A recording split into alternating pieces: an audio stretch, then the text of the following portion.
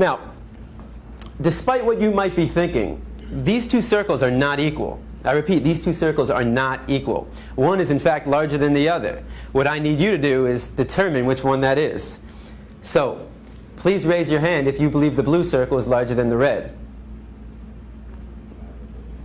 All right. Please raise your hand if you believe the red circle is larger than the blue. All right, very good. Now, before I said anything about these two circles, what was your first instinct?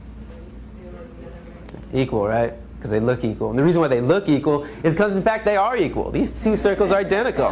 Yet I got just about every one of you to raise your hand and say that they're not. So what do we learn? That you can be manipulated like that to believe in something that goes against your natural instinct. Just imagine as a child you're taught that the blue circle is larger than the red. If you say it enough times, you convince yourself that's the truth. If you're told the lie enough times, it becomes part of your reality. And if enough people are taught that lie, that the blue circle is larger than the red, well, now it becomes part of the culture.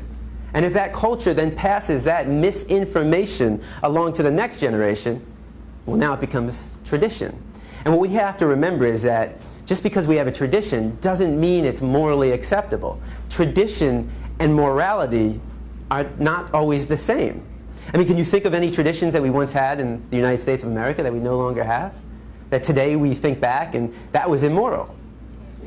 Slavery, right? Less than 200 years ago.